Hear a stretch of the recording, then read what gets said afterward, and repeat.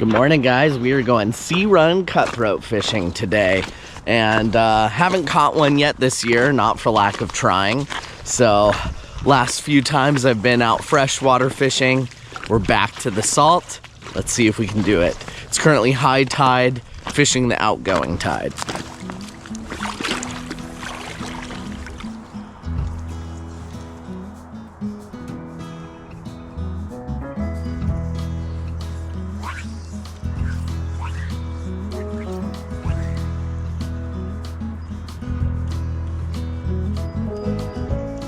Okay, let me show you guys the fly that I'm working with today.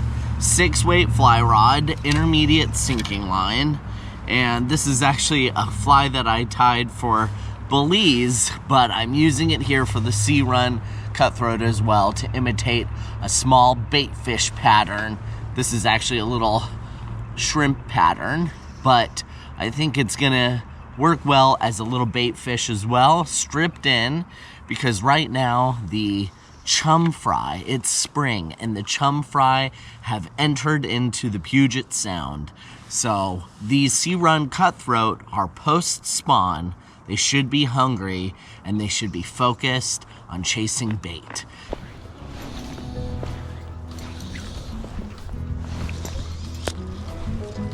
So with Sea Run Cutthroat fishing, it's really not advised to just stay in one spot. You really want to make a cast or two in one spot and then move down a little bit and work your way down the beach. These fish are on the move. They don't just hold in one spot like they do in a river. So that cast I did kind of parallel to shore, and then I'm gonna kind of angle my way out till I'm more 90-degree parallel or perpendicular to the shore, and then I'll move down the beach. Happy to see there's a little riffle on the water now, just a little breeze and some cloud cover. That should hopefully help us. So one more cast in this spot, and then we'll move down. Okay, let's move down.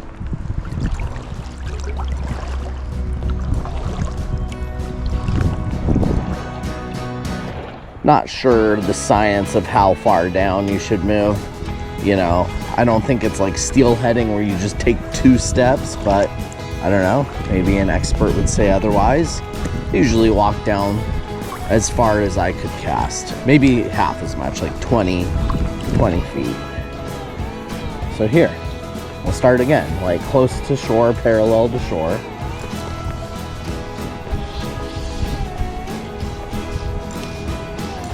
Angle out.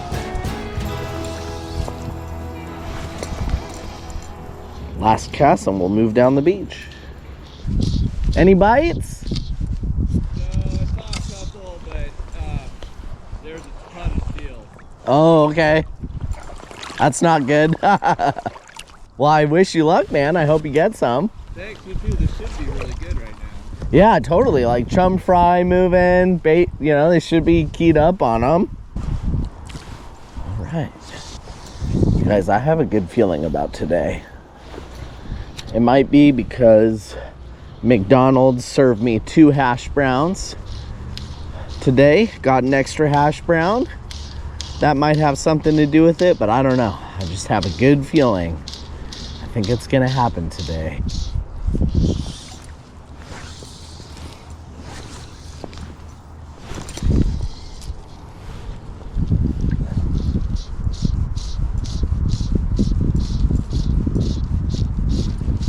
Cool. Oh yeah, I got a fish on. Okay guys, we are hooked up. We have a fish on the line. Right here. Right here. Get the net. It's a little one. Let's see what we got. Oh baby! Sea Run Cutthroat. It might be a little guy, but would you look at that? Baby young Sea Run Cutthroat, probably like 11 inches or so. Woo! Okay, let's do a quick photo in the net. Don't even need to handle it. I'll just Get it a little sideways here. Boom. Sea Run Cutthroat. Okay. Okay, fly is out. Let's go ahead and do a release.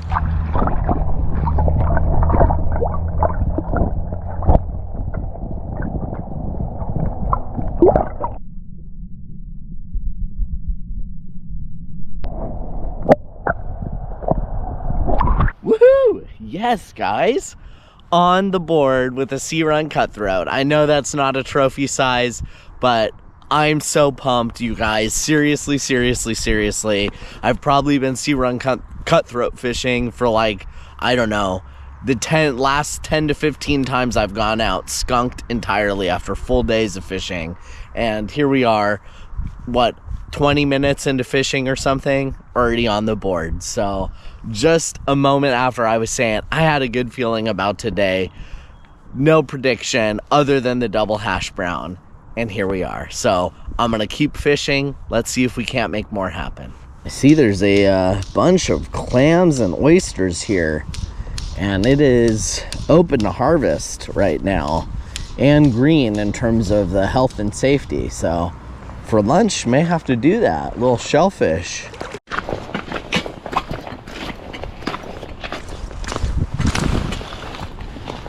Oh yeah, here's a nice little one.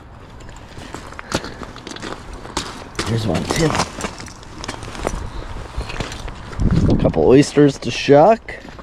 I like the little ones like this. Oh, here's one.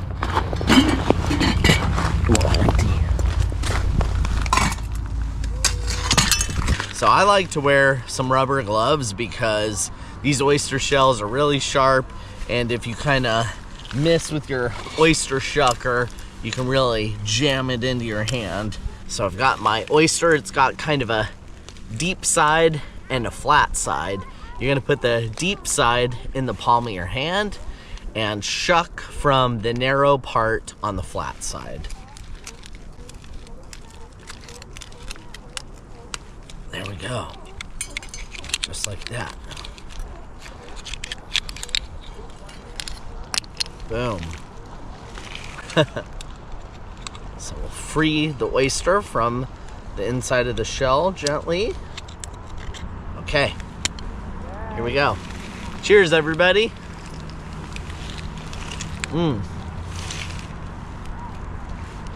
Ooh, salty, briny, delicious. One more, here we go. Oh, that one went easy. Oh yeah, young oyster, perfect, delicious morsel. All right. Cheers. Yum. I'm also gonna dig a few clams here, manilla clams, to bring home for dinner tonight. So here we go, digging clams. Start right here, why not? They're not too deep, usually only 2 to 3 inches deep. So flip it over. Oh, a whole bunch. Whole bunch. Gotta make sure they're big enough and make sure that they're living, but just in that one spoonful, I've already got 4 clams right here. 5 clams. 6 clams. Holy cow. Okay, fill that hole back up.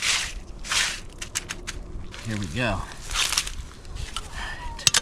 Let me bring the camera a little closer so you can see. There's one. Oh, nope, that one's all sand. There's one.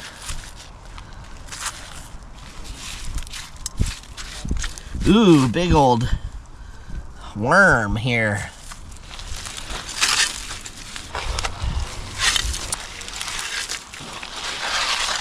There's one. There's one. There's one.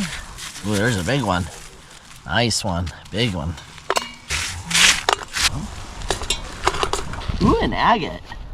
Gemstone, little agate right here. There's one. Remember, We always fill our holes back up after we dig. It's the law, but it's also for safety and for their habitat. So all good reasons, all three good reasons. Next step is to get these things wet and measure them and make sure they're keeper sized. Give our clams a stir. Try to get some of that mud off them. So now that they're mostly cleaned off, we're gonna dump them out and count them, measure them.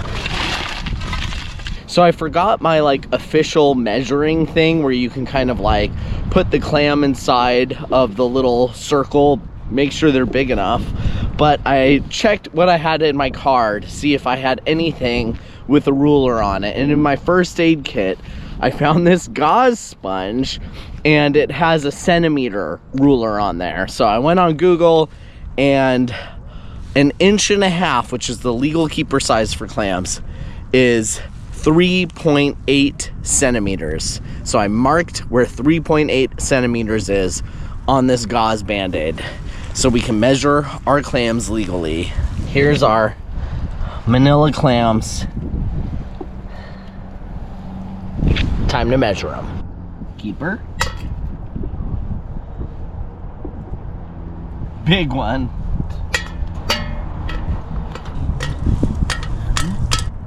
Okay, so this one's too small, so I'm gonna set it aside, but we're also gonna bury it. So before we leave, we're gonna bury the 2 small ones.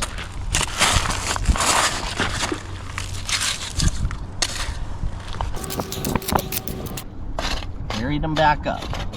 38, 39, 40. Oop, 40. Put these guys on water, and then we'll keep fishing.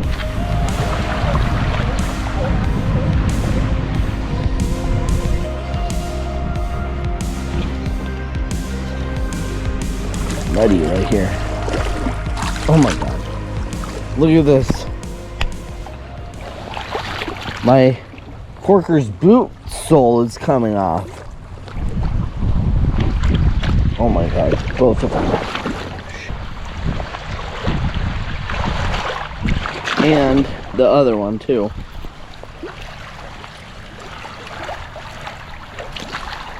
Alright, gear failure, muddy bottom, suctioned my sole right off my boot.